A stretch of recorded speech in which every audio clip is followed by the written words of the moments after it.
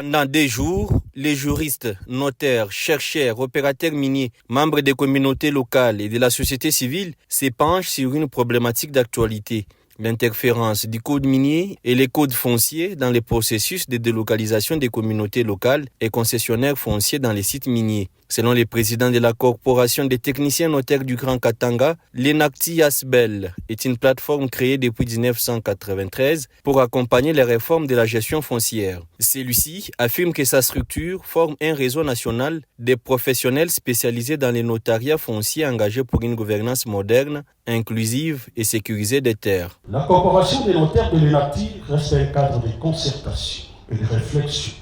sur différents modes de gestion de nos administrations foncières, en accompagnant la politique du gouvernement de la République via le ministère des Affaires foncières à booster la gouvernance des terres, la protection des droits immobiliers, la bonne gestion des archives, la sécurisation des titres, au travers les analyses scientifiques et techniques et constructives, par l'interprétation stricte des dispositions légales,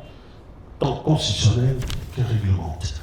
Cependant, cet orateur se succède au cours de cette première journée pour développer 8 thématiques touchant notamment au chevauchement juridique entre la législation minière et foncière, au mécanisme de compensation des communautés délocalisées et à la sécurité juridique des concessionnaires. Prenant la parole pour ouvrir les travaux, le ministre provincial des Affaires foncières, Agriculture, Pêche, Élevage et Développement rural, Jean-Pierre Kalinga Mupatay, a salué l'initiative et l'engagement des participants. Le patron des affaires foncières et président de la commission provinciale de délocalisation a signifié que la province du Lualaba va travailler pour harmoniser les textes afin de prévenir les conflits et protéger les droits des communautés. Cet événement permet aux techniciens, notaires, membres de la corporation, issus des différentes provinces du Grand Katanga, aux analystes, chercheurs, opérateurs miniers, détenteurs de titres miniers et fonciers, concessionnaires, membres des communautés locales et de la société civile, de se réunir pour échanger d'idées afin de pallier